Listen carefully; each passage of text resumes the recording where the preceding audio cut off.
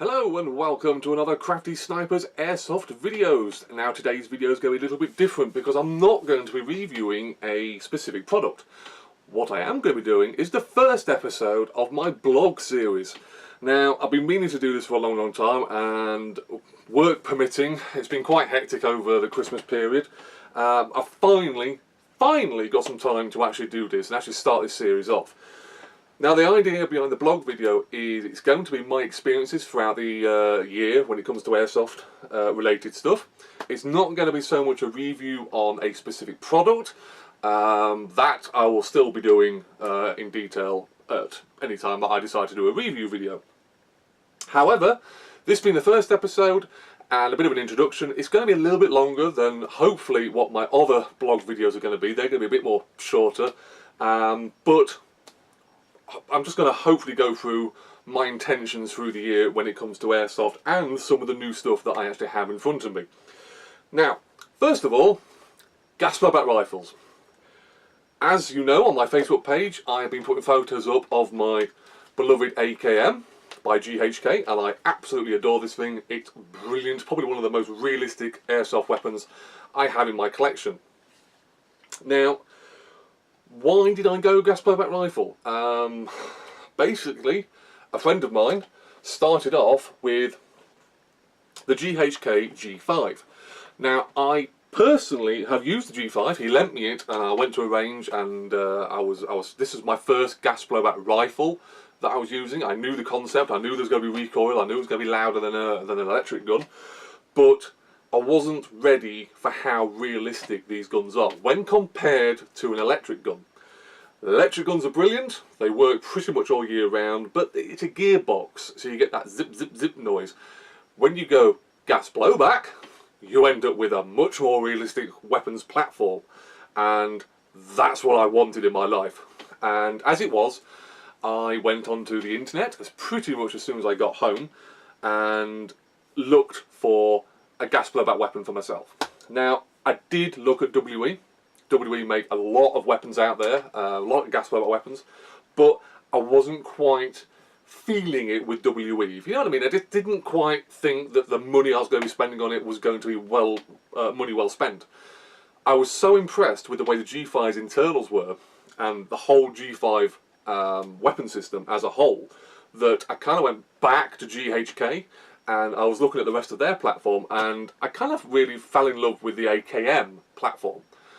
Now, people that know me know that I am not patient at all. When it comes to wanting an airsoft product, as soon as I realise that I want it now.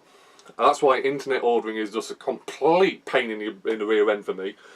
But I couldn't wait for an AKM to come back into stock. So, what I ended up with was the AK-74, which essentially is pretty much the same weapon.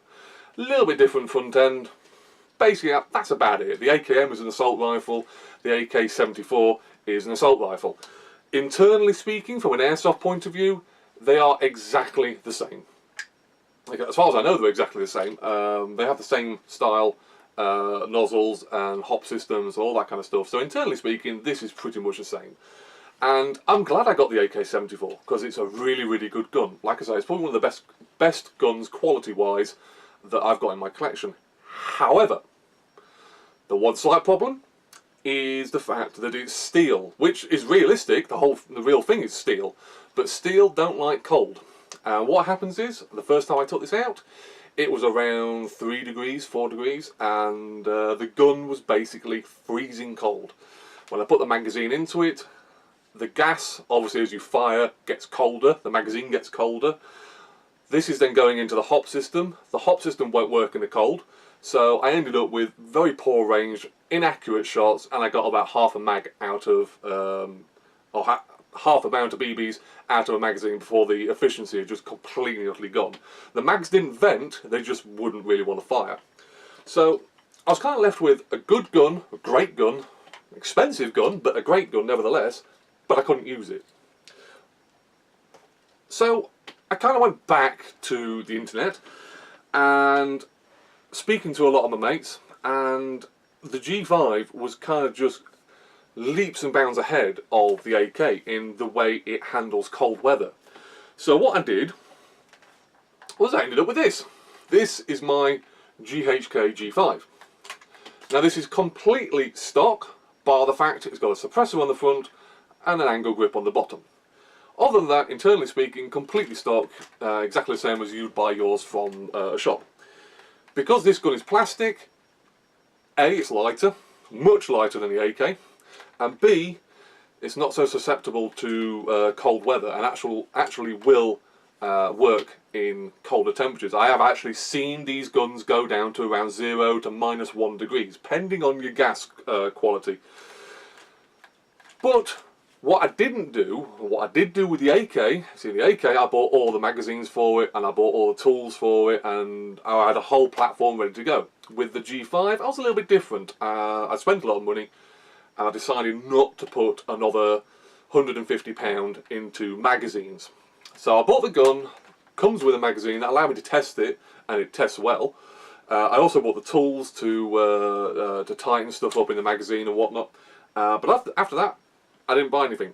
So, what I had was a G5 with a mag. Now, I had been the operative word, a P90. I had a Tokyo Marui P90. The problem was with the P90, it had been sat in my wardrobe for ages and basically wasn't getting used because I had ample other weapons to pick. In fact, the P90 was actually picked by me just for either CQB work or night operations.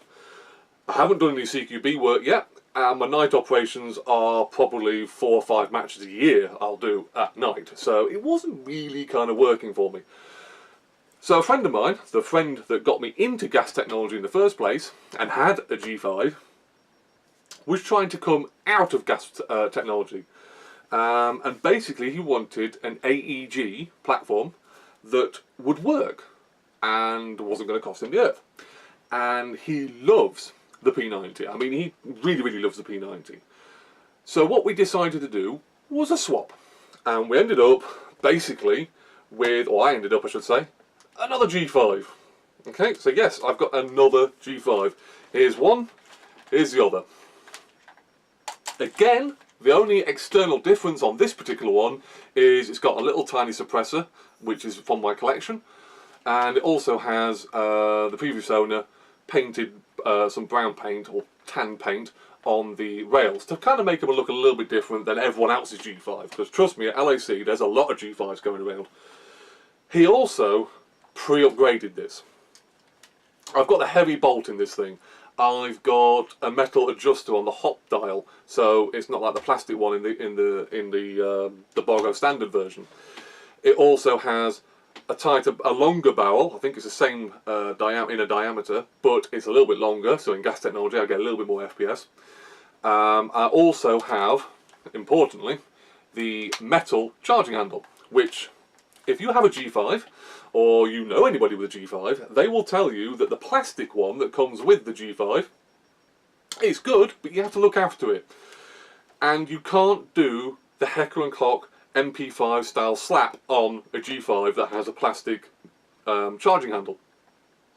Once you get the metal one, rack it back, slap it forward, not a problem. This is metal, it will not break. However, if you have the plastic one, there is a very good chance that it will break if you do that. If you just, I mean, this one's got plastic, this is the plastic original one.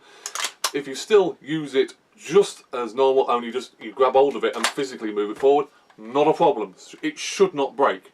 However, if you risk it and do the MP5 slap, you will probably, in fact, if you keep doing it, you will, there's no umming and ahhing about this, you will break the charging handle. So, just a piece of advice there, if you've got a G5 with a plastic charging handle, don't slap it so hard. Sure, that sounds rude in some countries, but hey ho. Anyway, so back to the story. I have now got 2 G5s. Why have I got 2 G5s? Exactly the same, bar some internal upgrades in one. GHK do external upgrades. When I talk about external upgrades, it's the front end they deal with. They sell you the Bogo standard, shall we call this I don't know what the technical term is, but it's like a submachine gun length front end. They then do the carbine length, which extends this all out. It gives you another little bit longer inner barrel, and and allows you to put still allows you to put a suppressor on the end of it, but basically you are extending the front end. And on top of that, they do the DMR kit, which extends it all the more.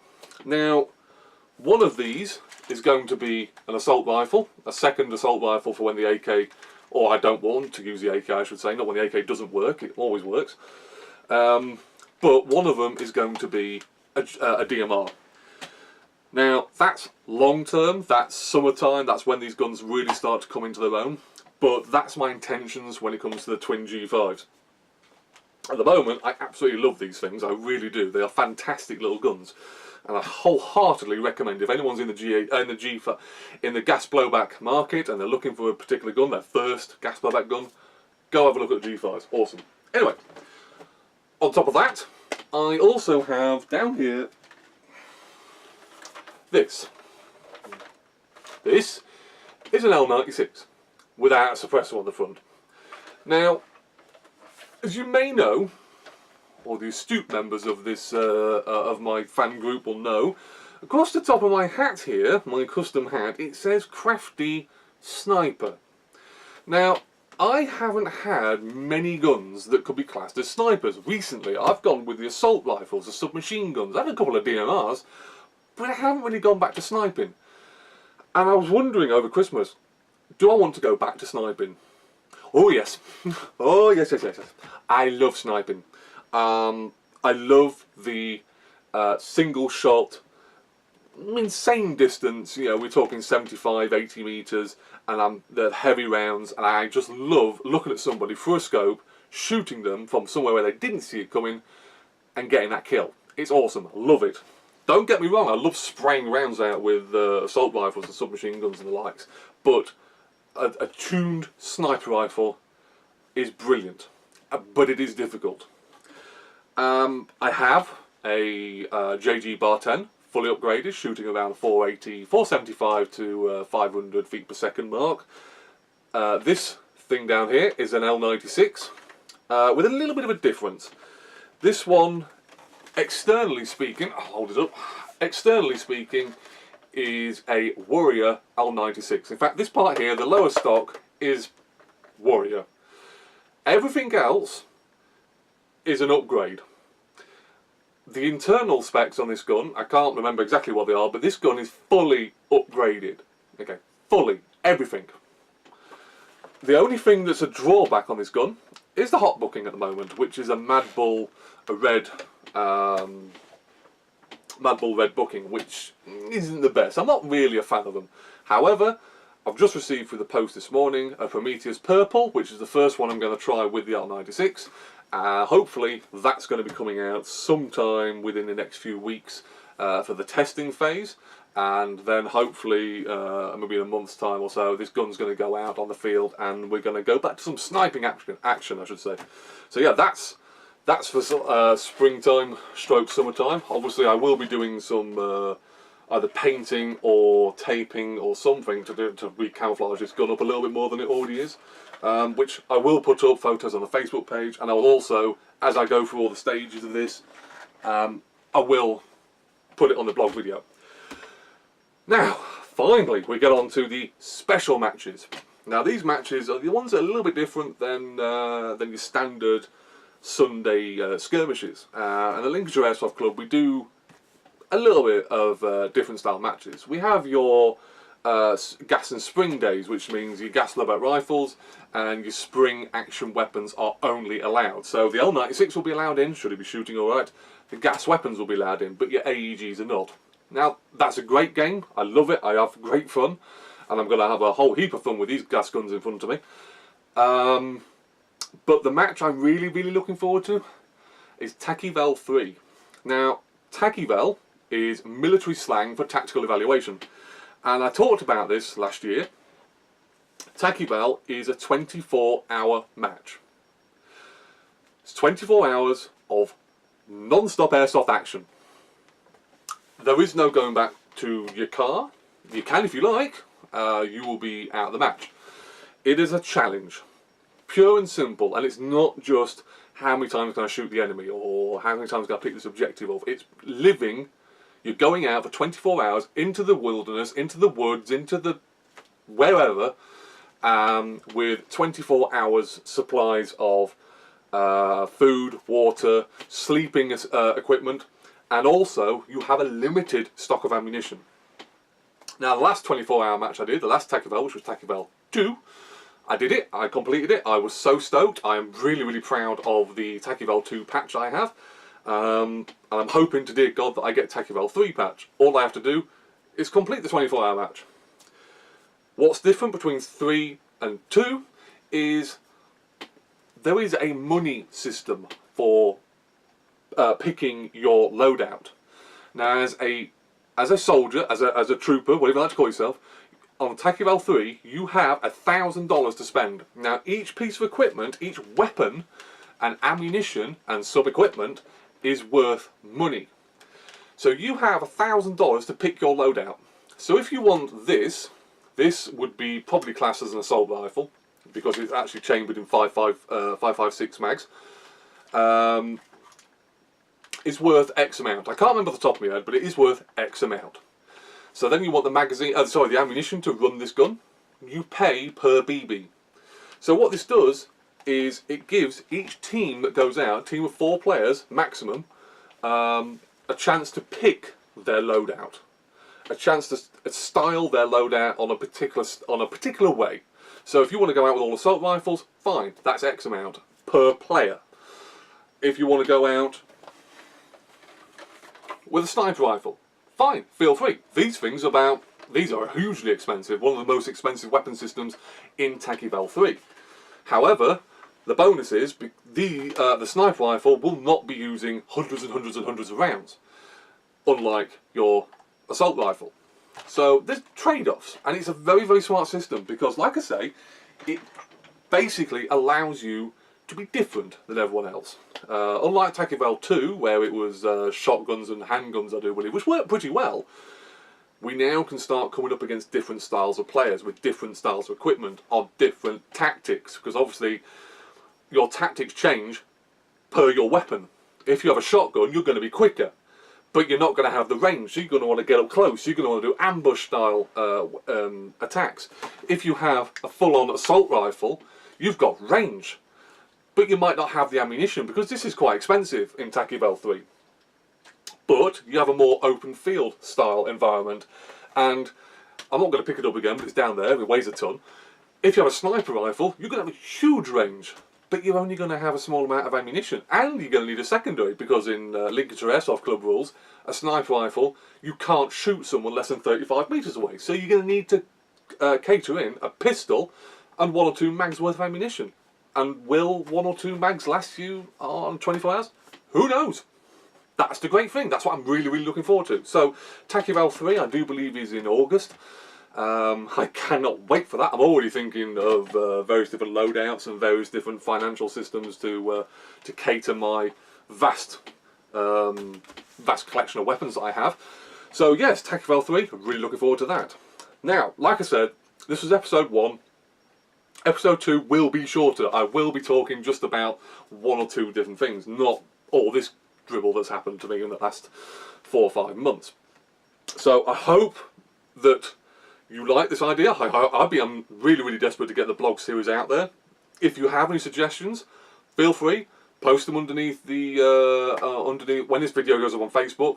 Post them underneath there. Post them onto the onto the YouTube page. I will read them. I will pay attention to all the suggestions that you put forward, and hopefully we'll make this series something to be proud of. So hopefully this time next year I can look back and there's a good few videos and some very interesting ways I've done things. So anyway, that was episode 1 of the blog series. I hope you enjoyed it. Have fun, stay safe, and I'll get episode 2 out as soon as.